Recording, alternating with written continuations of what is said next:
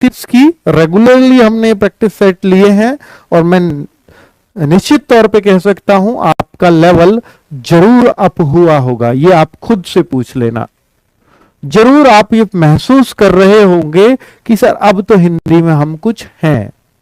और ये सारे वो सेट्स मैंने करा दिए बातों ही बातों में जो आपके पिछली बार के थे। आप खुद भी कोशिश करते ना तो इतने अच्छे से नहीं कर पाते सारे प्रैक्टिस सेट, पर अब आप बेहतरीन तरीके से एक समझ विकसित कर चुके हैं इन प्रैक्टिस सेट्स में बच्चों।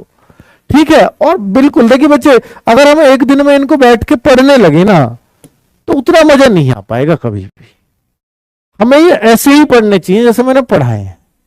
ठीक है, तो आपको एक बहुत अच्छा आइडिया हो चुका है अब कैसे प्रश्न आते हैं। रेखांकित छपे शब्दों के लिए उपयुक्त विलोम शब्द का चयन करो, वह अपने विषय का पूर्ण अभिज्ञ है। बच्चों ये गृह कार्य का सवाल था और अभिज्ञ का मैंने आपसे यहां पर जो है वो पूछा है विलोम शब्द। अभिज्ञ का विलोम शब्द कौन सा होगा? अभिज्ञ बेटा अनभिज्ञ होता है। अनभिज्ञ, मैं किसी चीज से अनभिज्ञ नहीं हूं। अनभिज्ञ जैसे मुझे कुछ भी पता ना हो, वो अनभिज्ञ होता है। ठीक है, अनभिज्ञ, और ये अभिज्ञ किसी चीज का ज्ञानी। ठीक है बच्चों, चलिए नेक्स्ट।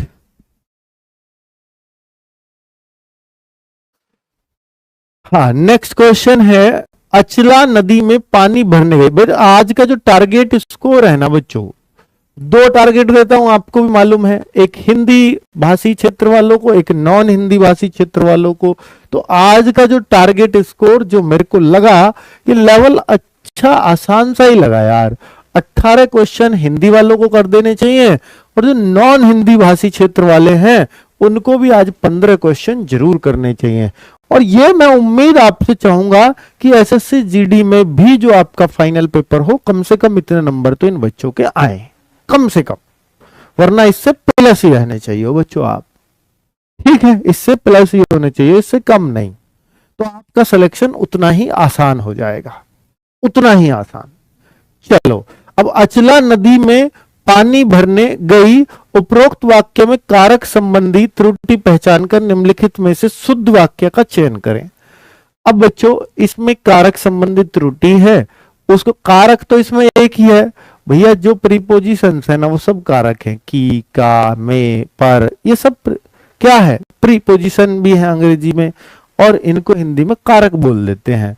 तो बच्चों इनमें शुद्ध, इसमें कुछ गलती है। अचला नदी में पानी भरने गई थी, तो नदी के अंदर गई होगी क्या पानी भरने? तो नदी में तो नहीं हो सकता, वो नदी से पानी भरने गई थी। तो नदी से, नदी ने पानी भरने गई थी, नदी को पानी भरने गई थी, नदी के लिए पानी भरने गई थी, नदी से पानी भरने गई। तो बच्चों पहला का उत्तर डी होगा। सभी बच्चों का उत्तर भी सही तो नहीं, सबका तो नहीं है। 72% बच्चे इसको कह रहे हैं, 18% बच्चे इसको कह रहे हैं। यार कोई अचला है, वो नदी के लिए पानी भरने जाएगी क्या? खुद तो सोचो एक बार, आप कैसे कह सकते हो यार 18 का सी? नदी के लिए, घर के लिए तो हो सकता है पानी भरने गई हो, नदी के लिए नदी में से पानी भरने जाएगी क्या? हाँ गुरुजी पटना आओ, आप एक दिन जरूर आएंगे। मेरे वर्ड नोट कर लेना, जो झूठे नहीं होते बच्चों कभी भी, ना कोई तसल्ली देने वाले होते हैं। मैं एकदम साफ सुथरा आदमी हूं, सीधा बोलता हूं, गांव का देहाती, प्योर देहाती आदमी हूं। और भाई आपकी तरह एकदम सीधा सज्जन, जो मुंह में आया वो बोल देता हूं। ठीक है, कोई बनावटी बात करनी नहीं आती। पटना बोल दिया तो आएंगे जरूर। चलो अब सवाल पे आता हूं। निम्नलिखित वाक्य के लिए किस शब्द में अशुद्धि है? अत्यधिक कार्य स्वास्थ्य को बिगाड़ देता है। अत्यधिक कार्य स्वास्थ्य को बिगाड़ देता है। इसमें बच्चों त्रुटि पहचानना बहुत मुश्किल होगा आपके लिए। अब उसे थोड़ा सा पकड़िए, उसने बोला शब्द में त्रुटि है, बाकी सब सही है, तो यानी कोई सा शब्द गलत लिखा हुआ है। अब मेरे को नहीं समझ में आ रहा है यार इसमें क्या त्रुटि है। अब मेरे को एक पॉइंट मिल गया यहां से कि शब्द ही ढूंढ रहा है, कोई शब्द जरूर वर्तनी में गलत लिखा होगा। अब अत्यधिक ऐसा ही लिखा जाता है, जी ऐसे ही, तो इसमें तो मुझे नहीं लग रहा कोई गलती है। कार्य ऐसे ही लिखा जाता है, इसमें भी मुझे कोई गलती नजर नहीं आ रही। को बिगाड़ देता है, इसमें भी कोई गलती नजर नहीं आ रही। अब आप कहोगे सर स्वास्थ्य में, अब इसमें बच्चा डाउट करेगा कि सर स्वास्थ्य में ही कोई गलती है फिर तो। बच्चों एक बात देखो कि ये तो बिल्कुल ही सही है ना, इनमें गड़बड़ हो ही नहीं सकती ना, बिगाड़ में कोई गलती है ना, कार्य में कोई गलती लिखी हुई है ना इसमें। अब स्वास्थ्य में गलती क्या है, बहुत सारे बच्चों को ये नहीं पता चला गलती क्या है, लेकिन वो पता चल गया कि इन तीन में बिल्कुल गलती नहीं है, तो वो उत्तर यही लगाएगा। लेकिन मैं आपको बता दूं कि जो स्वास्थ्य वर्ड है ये दो ही तरीके से लिखा जाता है, एक होता है स्वस्थ, एक होता है स्वास्थ्य। स्वस्थ हम कहते हैं कि मैं स्वस्थ हूं, तो वो ये वाला स्वस्थ आता है कि भाई आप कैसे हो, मैं स्वस्थ हूं, तो बच्चों वो ये स्वस्थ आता है, ध्यान देना। तो या तो स्वस्थ ऐसे लिखा जाएगा कि मैं स्वस्थ हूं, और एक होता है आपका स्वास्थ्य कैसा है, तो वो स्वास्थ्य इसको लिखने की चाह रहा है वो, ठीक है। तो स्वास्थ्य यानी आपकी हेल्थ, तो स्वास्थ्य होता है बच्चों, स्वास्थ्य ये ऐसे लिखा जाता है। तो ना तो ये ऐसे लिखा है ना ये ऐसे लिखा है, ठीक है। तो इसका मतलब बच्चों गलती तो मिल गई मेरे को डी ऑप्शन में कि भैया स्वास्थ्य ये तो कोई शब्द ही नहीं होता। अब यहां से एकदम क्लैरिटी आ गई है बच्चों, ठीक है। स्वास्थ्य ये भी, स्वस्थ ये भी करेक्ट है, स्वास्थ्य ये भी करेक्ट है। अब बच्चों बात हो गई ये कब लगेगा कि आपका, आप कैसे हैं, तो मैं स्वस्थ हूं, तो यहां तो ये स्वस्थ हो यूज होगा। और ये कभी होता आपका स्वास्थ्य कैसा है, तो वहां पर ये वाला स्वास्थ्य यूज होता है, ठीक है। चलिए देखिए ये तो होता है हेल्दी, अगर मैं अंग्रेजी में बात करूं तो ये तो हेल्दी के लिए यूज होता है, और ये होती है हेल्थ, आपकी हेल्थ कैसी है, तो हेल्थ होता है ये वाला वर्ड। समझ में आ गई बात, बहुत बढ़िया। नेक्स्ट क्वेश्चन, बहुत गहरी बात थी पर ये अब आपको बिल्कुल सही क्लियर हो गई होगी। धन से संबंध रखने वाला वाक्यांश के लिए उचित शब्द क्या होगा। धन से संबंध रखने वाला मालिक होता है, मालिक तो भैया वो भी होता है जिसके पास धन ना हो, भाई किसी घर नौकर नहीं है भाई धन, तो भी मालिक बना बैठा है। आर्थिक होगा, मूल्यवान होगा, कीमती होगा। धन से संबंध रखने वाला बच्चों, धन से संबंध जहां भी आएगा आर्थिक ही होगा, उसका मतलब अर्थव्यवस्था पूरी धन की व्यवस्था ही है। आर्थिक कारणों से मैं वहां नहीं आ सका, तो इससे पता लग जाएगा धन के कारण धन कम रह गया होगा। अब आर्थिक में वो स्वास्थ्य तो नहीं सोचेगा, तो भैया आर्थिक वर्ड जहां भी लग जाएगा वो धन से संबंधित हो जाएगा, ठीक है, बहुत बढ़िया। नेक्स्ट, अंडे से जन्म लेने वाला वाक्यांश के लिए एक शब्द क्या होगा। अंडे से जन्म लिया हो जिसने, उसके लिए हम क्या बोलते हैं, अंडक बोलते हैं, जलज बोलते हैं, अंडज बोलते हैं, अंडाणु बोलते हैं। बच्चों मैंने पहले भी आपको बताया है, अग्रज आपको याद होगा, मैंने यहां जय का मतलब आपको बताया था। अनुज, यहां पर भी जय का मतलब मैंने आपको बताया था। बच्चों अनु माने बाद में और जय मतलब जन्मा, अग्र माने पहले, जय मतलब जन्मा। जो पहले जन्मा हो वो अग्रज है, जो अनु मतलब बाद में, जो बाद में जन्मा हो वो अनुज है। यानी अनुज छोटा हो गया, बाद में पैदा हुआ है तो पहले पैदा हो जाओगे, माँ बाप का पहला बच्चा वही तो बड़ा होता है, तो अग्र मतलब पहले पैदा होना, तो वो बड़ा होता है, बड़ा भाई। अब बच्चों यहीं से जय का मतलब क्या होता है, जन्मा। जलज जल में जन्मा, भैया कमल होता है, ठीक है। अंडज अंडा से जन्मा हुआ, भैया अंडज होता है। तो जय मतलब जन्मा, तो ऑप्शन सी इज करेक्ट। कोई डाउट किसी बच्चे को नहीं होना चाहिए, कभी अंडक वंडक या अंडाणु वगैरह लगा दोगे तो बहुत गलती हो जाएगी बच्चों। नेक्स्ट क्वेश्चन, रमेश घर आया, इस वाक्य का संदिग्ध भूतकाल में रूपांतरण क्या होगा। बच्चों संदिग्ध भूतकाल का मतलब यह होता है, संदिग्ध, ध्यान से मेरी बात सुनना कि ये एक बार तो एक वाक्य अगर आप कहोगे तो मैं इनको बहुत अच्छे से पढ़ा देता हूं ऐसे, एक क्लास आपको वाक्य की लगा लेनी चाहिए। वैसे किसी सेट में वाक्य का क्वेश्चन नहीं आया, वाक्य के भेद का, पर एक सेट में आया है, वो इसमें आया है, तो इसलिए वाक्य के भेद भी आपको पढ़ जाने चाहिए। हालांकि ये टिपिकल हिंदी है, पर बच्चे वाक्य के भेद पढ़ लोगे तो बड़ा मजा आएगा। भूतकाल हिंदी में 6 प्रकार का होता है।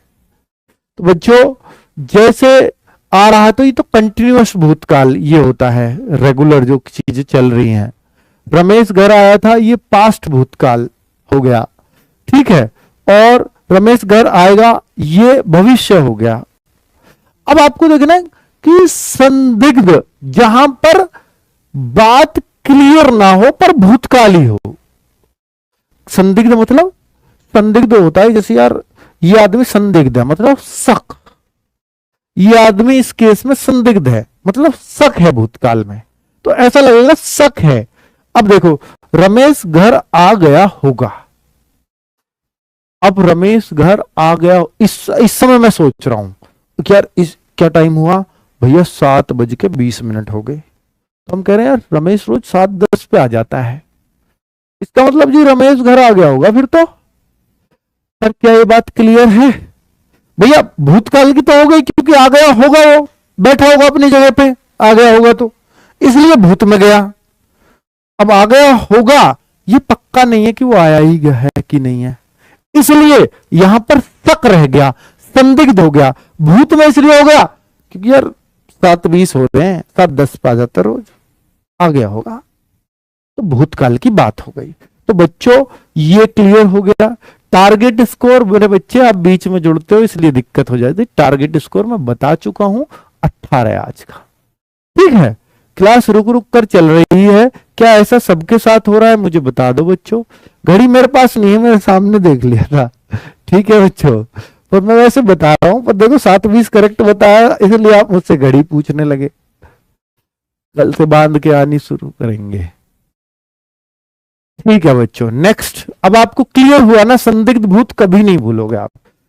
अब जैसे कहते हैं ना, यार रमेश को थप्पड़ श्याम ने मारा होगा, वो भी संदिग्ध भूत में हो गया, थप्पड़ तो लग चुका, बात तो पास्ट की हो गई, अब हम शकी तो कर रहे हैं, तो शक जिस पे कर रहे हैं वही संदिग्ध भूत है ना बच्चों? तो आराम से आप ऐसे क्वेश्चंस को अब लगा पाओगे। हाँ बहुत बढ़िया। एरर आ रहा है कि क्लास में? भाई सब कुछ ठीक तो है, वॉइस प्रॉब्लम नहीं यार, बफरिंग हो रही है बच्चों। इस समय ना नेट पे बड़ा जोर होता है, जियो वाले तो आजकल तो हॉटस्टार इतना चल रहा है उस पे मैच वैच के चक्कर में, तो भैया जियो भी इतना तगड़ा सर्वर का लोड नहीं झेल पाता शाम में। तो ये हर जगह आप कहीं भी यूट्यूब देखोगे ना, हमारी तरफ से दिक्कत नहीं है, कहीं भी कोई भी यूट्यूब देखते हो तो सब जगह थोड़ी थोड़ी समस्याएं चल रही होती हैं, पर आप झेल लोगे यार, बड़े अच्छे बच्चे हो, जवान बच्चे हो, सब कुछ झेल सकते हो। किसी संज्ञा या सर्वनाम शब्द की विशेषता बताने वाले शब्द, भाई इतना आसान क्वेश्चन भी पूछता है कोई? यार विशेषण की परिभाषा से सवाल पूछा गया है। मैं इतनी बार बोलता हूं विशेषण क्या है, विशेषण क्या है। जो शब्द संज्ञा सर्वनाम की विशेषता बताए वो क्या कहलाता है? विशेषण। और क्रिया विशेषण क्या होता है? जो क्रिया की विशेषता बताए। कितना आसान है दोनों को अलग अलग करना ना बच्चों, ठीक है। एकदम क्लैरिटी से समझ में आ गया। निम्नलिखित वाक्य के किस खंड में त्रुटि है? सूर्य पूर्व पर उगता है। क्या पूर्व पर उगेगा क्या सूर्य? सूर्य पूर्व पर उगता है, सूर्य पूर्व पर उगता है। भाई कोई भी बता देगा कि इसमें तो यही मिस्टेक है, सूर्य पूर्व में उगता है। कितना आसान है यार, बहुत ही ज्यादा आसान है। तो इसलिए तो 18 टारगेट किया है ना बच्चों। 17 जनवरी की 3rd शिफ्ट का पेपर आपके सामने है। ये निम्नलिखित में से कौन सा एक अनेकार्थी शब्द नहीं है? बच्चों कुछ अनेकार्थी भी आपको लिखने होंगे, है ना। नीरज सर ने शायद लिखवा दिए होंगे अवतार बैच में, नहीं तो और मैं बोल दूंगा कि कुछ अनेकार्थी लिखवा देगा तो फिर बहुत बढ़िया हो जाएगा, ठीक है। अनेकार्थी लिखवा देंगे सर तो बहुत अच्छा हो जाएगा।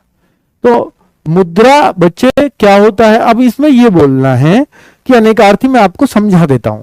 एक शब्द जिसके एक से अधिक अर्थ निकलते हो उनको अनेकार्थी शब्द बोलते हैं। जैसे मुद्रा, आप सब लोग जानते हैं मुद्रा एक तो करेंसी वाला होता है जो पैसे होते हैं, एक मुद्रा होता है कि भाई आपके चेहरे की मुद्रा, चेहरे की हाव भाव, उसको भी। तो यानी मुद्रा दो चीज हो गई, एक तो करेंसी नोट वाली, एक हो जाता है चेहरे का हाव भाव। ये भी तो मुद्रा ही है ना बच्चों, कि आपकी चेहरे की मुद्राएं ठीक नहीं है। तो एक से ज्यादा अर्थ हो गए। अब आप सोचो गुरु, गुरु के क्या दो अर्थ हो सकते हैं? एक तो गुरु होता है लघु गुरु, लघु का अपोजिट गुरु होता है बच्चों, यानी इसका मतलब बड़ा। भाई गुरु आदमी यार तुम तो कई बार बोलते हैं ना बड़ा, उस गुरु का मतलब बड़ा होता है। एक गुरु होता है भैया शिक्षक, शिक्षक आपका, तो दो मतलब यहां भी हो गए। राशि, अब एक तो होता है जो आप पे ग्रह नक्षत्रों का प्रभाव है, और एक राशि होता है पैसा।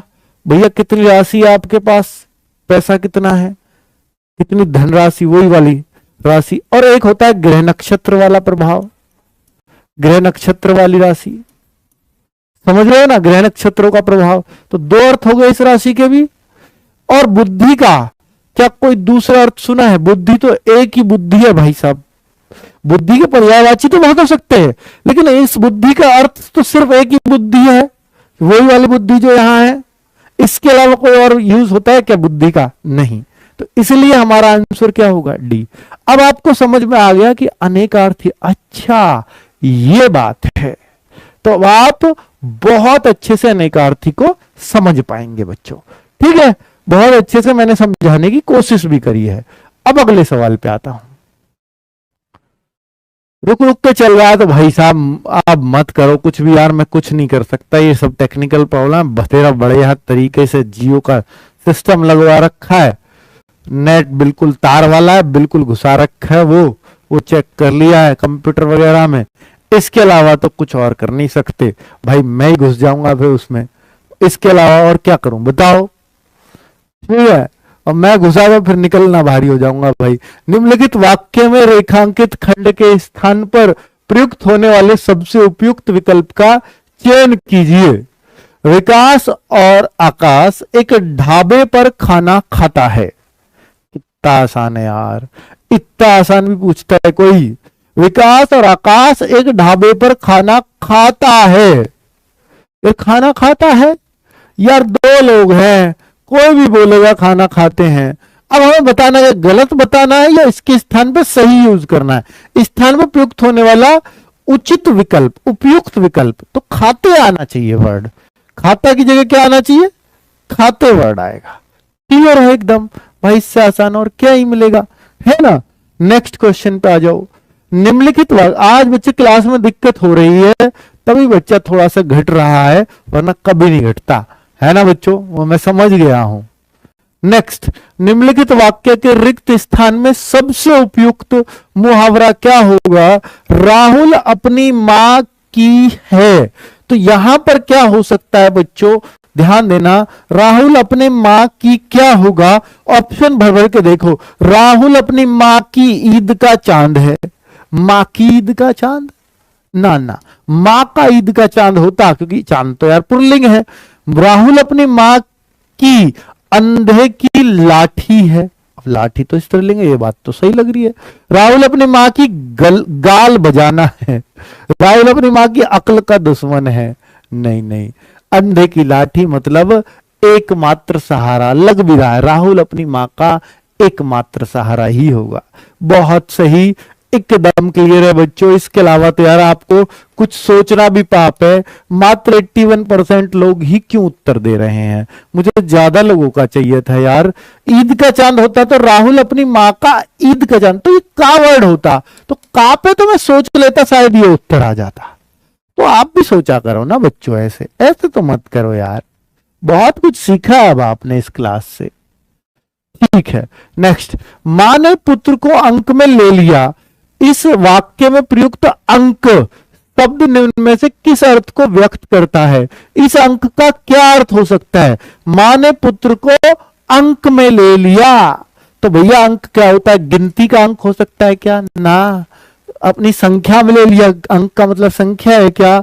गोद है क्या, आंख है क्या, भाई कुछ भी दिक्कत ही नहीं है। अगर हमें अंक का मतलब नहीं भी पता है ना, तो सवाल इतना आसान पूछ लिया उसने। इस अंक को अगर ये पूछता अंक का क्या अर्थ होता है और तब ये ऑप्शन होते, तब तो हो सकता है हमारे लिए मुश्किल था, लेकिन वाक्य में प्रयोग कर दिया, अब हमें बहुत आसान लग रहा है। मां ने पुत्र को अंक की जगह गोद वर्ड बहुत बढ़िया लग रहा है। तो ऐसे आप इसको तो सही कर ही जाओगे हर हाल में, है ना बच्चों। तो कभी कभी जो वाक्य में प्रयुक्त होके आता है ना, वो बहुत बहुत आसान हो जाता है बच्चों सवाल।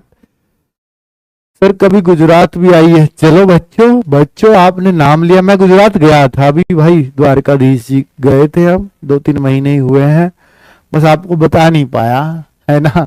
तब जीडी की भर्ती नहीं आई थी ना बच्चों, उसका अनाउंस नहीं हुआ, तो आप कहाँ हमें पूछते फिर। निम्नलिखित विकल्पों में से पृथ्वी से संबंध रखने वाला वाक्यांश के लिए एक सार्थक शब्द क्या होगा, बताइए बच्चों क्या होगा। एक पृथ्वी से संबंध रखने वाला, पृथ्वी से संबंध रखने वाला सार्थक, पार्थिव, अपार्थिव, निरर्थक। निरर्थक मतलब बेकार, सार्थक मतलब काम का, जिसका अर्थ हो, तो अर्थ हो जिसका कोई अर्थ ना हो। तो ऐसा पृथ्वी से संबंध तो इनमें से कोई से नहीं लगा। अब पृथ्वी का संबंध पार्थिव या अपार्थिव, भैया पार्थिव ही होगा, इसके अलावा तो कोई और उत्तर हो नहीं सकता। बच्चों हम कहते हैं ना, जब कोई मर जाता है तो इनके पार्थिव शरीर को अग्नि दी गई, तो पार्थिव का मतलब होता है पृथ्वी से संबंध। हमारा शरीर 5 तत्वों से मिलके बना है ना, तो उसमें एक पृथ्वी भी है, भूमि भी है, मिट्टी भी है, जो भी आप कहो, ठीक है, और वो पृथ्वी में ही मिल जाता है हमारा शरीर। चाहे मुस्लिम हो तब भी वो पृथ्वी में मिल गया, अंदर शरीर दबा दिया, और हिंदू हो तो भाई आग भी जो राख बन के वो भी मिट्टी में ही मिल गया, ठीक है। तो पार्थिव मतलब पृथ्वी से संबंधित। तो बहुत ही आसान सा क्वेश्चन है और सब लोगों को सही कर देना चाहिए। अब 13वां सवाल, हिमाद्री का उपयुक्त पर्यायवाची शब्द बताओ। हिमाद्री किसका पर्यायवाची है इनमें से, भैया पर्वत, शैल, ये दोनों तो पहाड़ के ही पर्यायवाची होंगे, ठीक है। अब हिमाद्री हिम बर्फ का होगा बच्चों। हिमाद्री क्या है फिर, हिमाद्री हिमालय का पर्यायवाची होगा। हिमाद्री हिमालय का पर्यायवाची होगा बच्चों, यही आपका उत्तर है। बहुत बढ़िया। चलिए, हाँ बिहार में तो आप छठ पूजा मनाते भाई साहब, इस टाइम बिहार में जाना ना बहुत मुश्किल हो जाएगा। इस टाइम तो भगवान बचाए बिहार में जाने से, ट्रेनों में इतना बुरा हाल है, और बच्चे दिल्ली पुलिस वाले बच्चों का बहुत बहुत दिक्कत हुई है। इधर वाले बच्चों को छठ पूजा के समय पटना में जाना पड़ा है सेंटर के लिए, इतना दूर सेंटर। अब जीडी वाले बच्चे डरे हुए हैं कि सर क्या मेरा सेंटर भी इतनी दूर आएगा। बच्चों मैं यूपी वालों को सलाह दूंगा कि अगर आप यूपी में है, कहीं भी यहाँ आसपास के क्षेत्र के हो, तो आप मेरठ सेंटर डालना अपना, तो आपका बस फिर मेरठ बिजनौर यहाँ आसपास आ जाएगा। अगर आप अब दिल्ली सेंटर जानते हो डालते हो ना, तो खतरे की घंटी बज जाती है। या तो जयपुर जाते हो, मतलब राजस्थान में जाएगा सेंटर, या फिर ऐसे जाता है एमपी में भी जाता है, या फिर आपका जैसे पटना गया, ये सब दिल्ली सेंटर डालने वाले थे, है ना। तो इतना दूर दूर ये भेजते हैं क्योंकि वो ऐसा मानते हैं कि इधर के लोग ज्यादा गड़बड़ करते हैं पेपरों में, इसलिए इन लोगों को उधर भेजो, दूर से दूर भेजो। उनका सोचना सही है, पर आप ऐसे कर सकते हो जिनको पास सेंटर रखना है। चलो आपको सलाह देते हैं। बुलंदशहर कब आओ, बुलंदशहर यार पड़ोस में ही है हमारे भाई साहब। विकल्पों में दिए गए किस वाक्य में निम्न शब्द के सही विलोम शब्द का उपयोग हुआ है। अपमान का विलोम कौन से में है, मुझे कार्यालय में बहुत सम्मान मिला।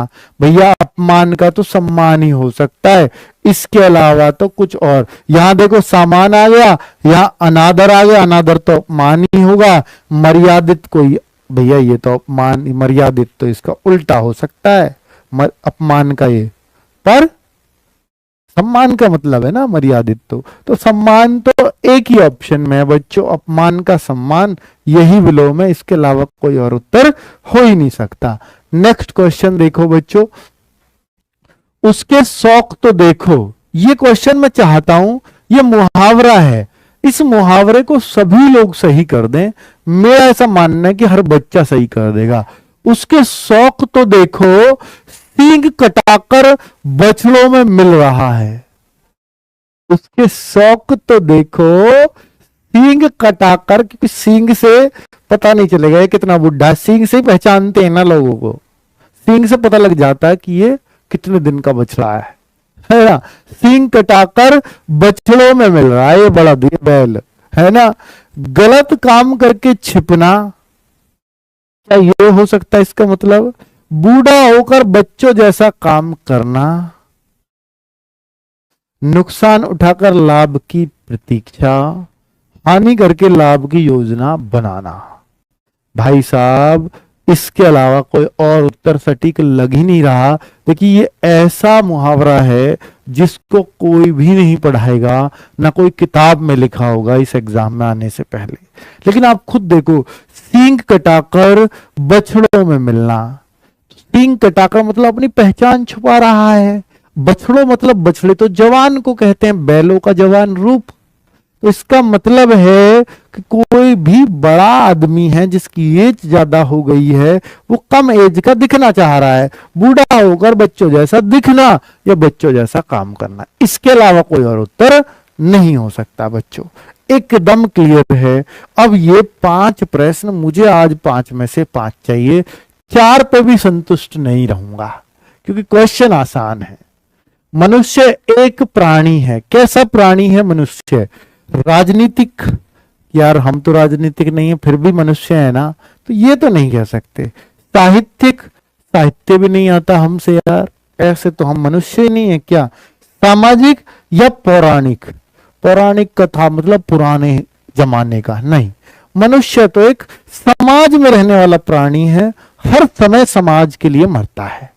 तो मेरा समाज ये, समाज में मेरा हुक्का गिर जाएगा, समाज में ये हो जाएगा, समाज में वो हो जाएगा। भाई समाज में रहने वाला प्राणी है, इसको समाज की चिंता रहेगी, ठीक है।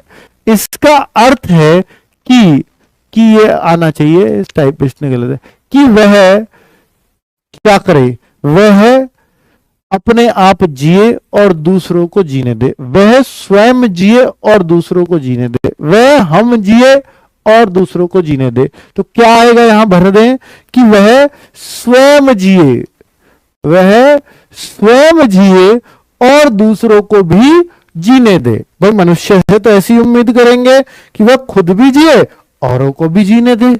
बहुत बढ़िया। वह अपने सुख दुख के साथ दूसरों के सुख दुख की ओर भी दे। क्या दे? अपने सुख दुख पर तो ध्यान दे ही, दूसरे की ओर भी निरादर दे, नजरअंदाज दे, अपमान दे, दूसरों के सुख दुख की ओर भी ध्यान दे। कितना आसान हो जाएगा भाई ध्यान यहां पर, खुद बताओ ना बच्चों। अवतार 2.0 24 तारीख से फॉर्म आ रहे हैं, इसके तुरंत बाद घोषणा हो जाएगी कब से शुरू हो रहा है। पर मैं आपको सलाह दूंगा, जो 2.0 वाले पूछ रहे हैं कि आप पहला वाला बैच खरीद लो, आपको 2.0 मुफ्त में मिलेगा, तो क्यों वेट करना उसका, है ना बच्चों। चलिए, तो ये ध्यान आ जाएगा।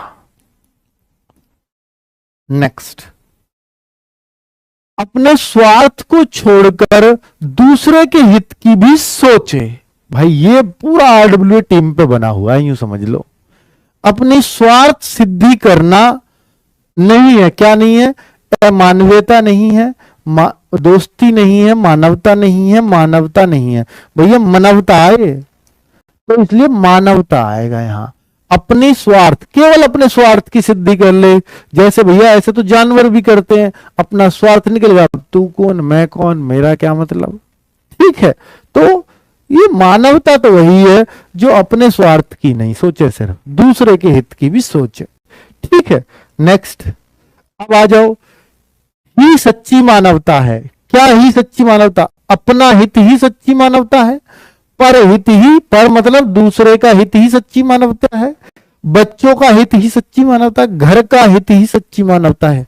तो क्या होगा सच्ची मानवता? परहित, यानी दूसरों का हित ही, परहित ही सच्ची मानवता होगा। तो भाई साहब कितना आसान पैराग्राफ आया है। अब तो बहुत ही आराम से कह सकते हो कि सर बहुत बढ़िया हमारा ये आज का हुआ। जरूर अपना स्कोर शेयर करना बच्चों, बाद में अपने स्टेट के नाम के साथ शेयर करना। मैं पढ़ता जरूर हूं, मैं सारे कमेंट हो सकता है ना देख पाऊं पर अधिकतर देख लेता हूं। ठीक है। ईश्वर का कोई आकार नहीं होता, रेखांकित वाक्यांश के लिए एक शब्द का चयन कीजिए। तो भैया ईश्वर का कोई आकार नहीं होता, इसको हम क्या बोलेंगे? ये आपका गृह कार्य भी है। तो ये आप देखिएगा बच्चे और इसका आंसर बाद में कर दीजिएगा कमेंट में। ठीक है, आज की क्लास खत्म करते हैं। कैसी लगी क्लास जरूर बताना बच्चों। फिर मिलते हैं कल 7 बजे। धन्यवाद।